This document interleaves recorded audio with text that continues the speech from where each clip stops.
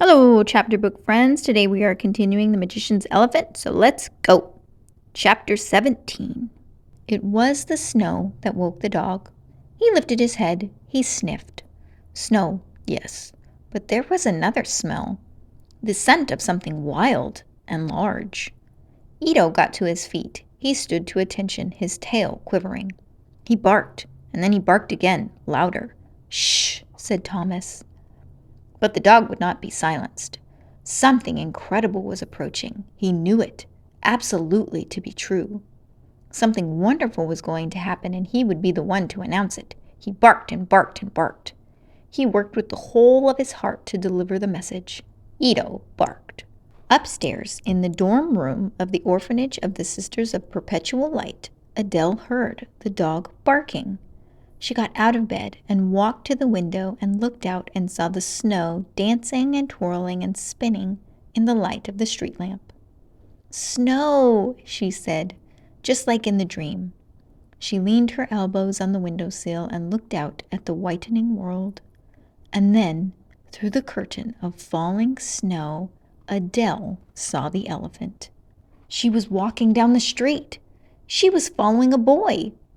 There was a policeman, and a man pushing a woman in a wheelchair, and a small man who was bent sideways.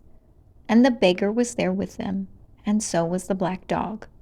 "Oh!" said Adele. She did not doubt her eyes. She did not wonder if she was dreaming. She simply turned from the window and ran in her bare feet down the dark stairway and into the great room, and from there into the hallway and past the sleeping Sister Marie. She threw wide the door to the orphanage. "Here!" she shouted. "Here I am!" The black dog came running toward her through the snow. He danced circles around her, barking, barking, barking. It was as if he were saying, "Here you are, at last. We have been waiting for you, and here at last you are." "Yes," said Adele to the dog, "here I am." The draught from the open door woke Sister Marie. "The door is unlocked," she shouted. "The door is always and forever unlocked. You must simply knock." When she was fully awake, Sister Marie saw that the door was, in fact, wide open, and that beyond the door, in the darkness, snow was falling. She got up from her chair and went to pull the door closed and saw that there was an elephant in the street. "Preserve us," said Sister Marie. And then she saw Adele standing in the snow in her nightgown and with no shoes on her feet. "Adele!" Sister Marie shouted. "Adele!" But it was not Adele who turned to look at her. It was a boy with a hat in his hands. "Adele!" he said. He spoke the name as if it were a question and an answer both, and his face was alight with wonder. The whole of him, in fact, shone like one of the bright stars from Sister Marie's dream. He picked her up because it was snowing and it was cold and her feet were bare, and because he had promised their mother long ago that he would always take care of her. "Adele," he said, "Adele." "Who are you?" she said. "I am your brother." "My brother?" "Yes." She smiled at him, a sweet smile of disbelief that turned suddenly to belief and then to joy. "My brother," she said. "What is your name?" "Peter." "Peter," she said, and then again, "Peter, Peter." "And you brought the elephant." "Yes," said Peter, "I brought her, or she brought me. But in any case, it is all the same, and just as the fortune teller had said." He laughed and turned. "Leo Machien," he shouted, "this is my sister." "I know," said Leo Machien. "I can see." "Who is it?" said Madame Lavon. "Who is she?" "The boy's sister," said Hans Ickman. "I don't understand," Madame Lavon said. "It's the impossible," said Hans Ickman. "The impossible has happened again." Sister Marie walked out through the open door of the orphanage of the Sisters of Perpetual Light and into the snowy street. She stood next to Leo Machien. "It is, after all, a wonderful thing to dream of an elephant," she said to Leo, "and then to have the dream come true." "Yes," said Leo Machien, "yes, it must be." Bartok Wynn, who stood beside the nun and the policeman, opened his mouth to laugh, and then he found that he could not. "I must," he said, "I must," but he did not finish the sentence. The elephant, meanwhile, stood in the falling snow and waited. It was Adele who remembered her and said to her brother, "Surely the elephant must be cold. Where is she going? Where are you taking her?" "Home," said Peter. "We are taking her home." Chapter 18. Peter walked in front of the elephant. He carried Adele. Next to Peter walked Leo Metienne. Behind the elephant was Madame Lavon in her wheelchair, pushed by Hans Ickman, who was, in turn, followed by Bartok Wynn, and behind him was the beggar Thomas, with Ito at his heels. At the very end was Sister Marie, who for the first time in 50 years was not at the door of the orphanage of the Sisters of Perpetual Light. Peter led them, and as he walked through the snowy streets, each lamppost, each doorway, each tree, each gate, and each brick leapt out at him and spoke to him. All the things of the world were things of wonder that whispered to him the same message. Each object spoke the words of the fortune-teller and the hope of his heart that had turned out, after all, to be true. She lives, she lives, she lives. And she did live. Her breath was warm on his cheek. She weighed nothing. Peter could have happily carried her in his arms for all eternity. The cathedral clock tolled midnight. A few minutes after the last note, the magician heard the great outer door of the prison open and then close again. The sound of footsteps echoed down the corridor. The steps were accompanied by the jangle of keys.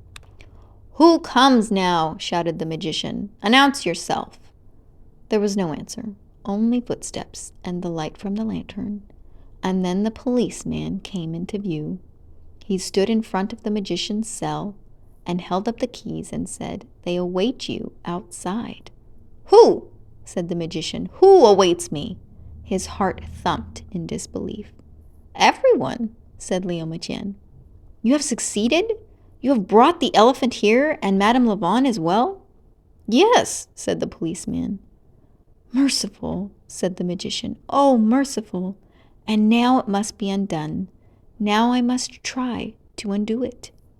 "Yes, now it all rests upon you," said Leo. He inserted the key into the lock and turned it, and pushed open the door to the magician's cell. "Come," said Leo Metienne, "we are all of us waiting." There is as much magic in making things disappear as there in making them appear. More, perhaps. The undoing is almost always more difficult than the doing.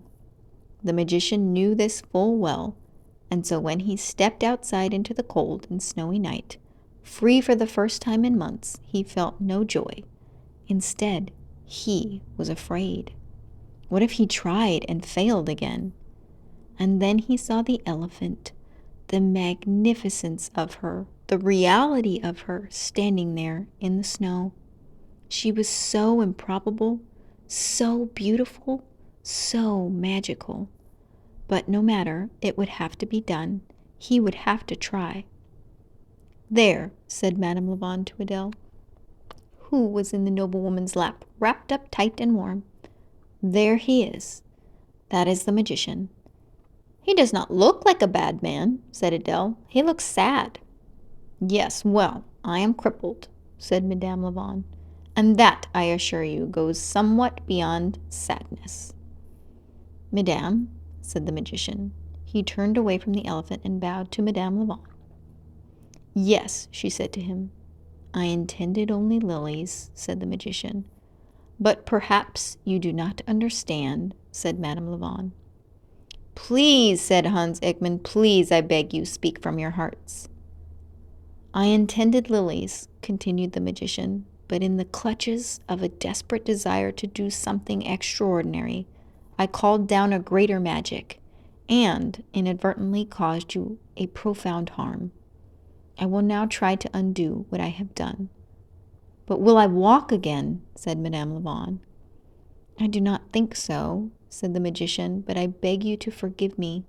I hope that you will forgive me." She looked at him.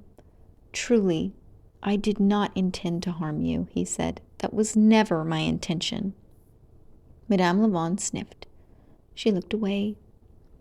Please, said Peter, the elephant, it is so cold, and she needs to go home, where it is warm. Can you not do your magic now? Very well, said the magician. He bowed again to Madame Lavon. He turned to the elephant. You must, all of you, step away, step back, step back. Peter put his hand on the elephant.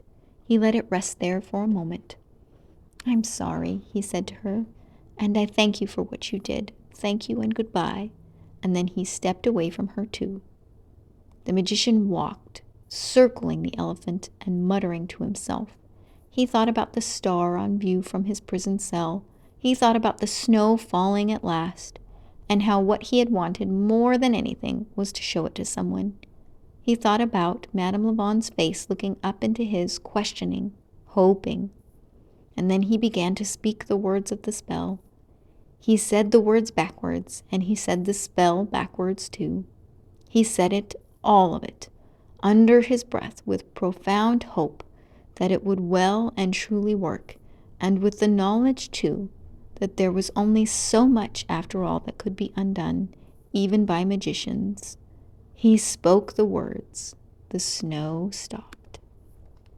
The sky became suddenly, miraculously clear, and for a moment the stars, too many of them to count, shone bright.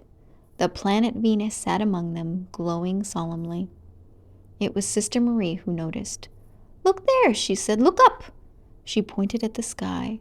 They all looked. Bartok Wynne, Thomas, Hans Ickman, Madame Lavon, Leo Mathienne, Adele. Even Ito raised his head. Only Peter kept his eyes on the elephant and the magician who was walking around and around her, muttering the backward words of a backward spell that would send her home. And so Peter was the only one to see her leave. He was the only one to witness the greatest magic trick that the magician ever performed. The elephant was there, and then she was not. It was as simple as that. As soon as she was gone, the clouds returned, the stars disappeared from view, and it began again to snow. It is incredible that the elephant who had arrived in the city of Baltis with so much noise left it in such a profound silence. When she at last disappeared, there was no noise at all, only the tick, tick, tick of the falling snow. Ito put his nose up in the air and sniffed. He let out a low, questioning bark. Yes, Thomas said to him, gone. Ah, well, said Leo Mathienne. Peter bent over and looked at the 4 circular footprints left in the snow. She is truly gone, he said. I hope she is home. When he raised his head, Adele was looking at him, her eyes round and astonished. He smiled at her. Home, he said, and she smiled back at him, that same smile, disbelief, then belief, and finally joy. The magician sank to his knees and put his head in his shaking hands. I am done with it, then, all of it, and I am sorry, truly I am. Leo Mathienne took hold of the magician's arm and pulled him to his feet. Are you going to put him back in prison? Said Adele. I must, said Leo Mathienne. And then Madame Lavon spoke. No, it is pointless after all, is it not? What? Said Hans Ickman. What did you say? I said that it is pointless to return him to prison. What has happened has happened. I release him. I will press no charges. I will sign any and all statements to that effect. Let him go.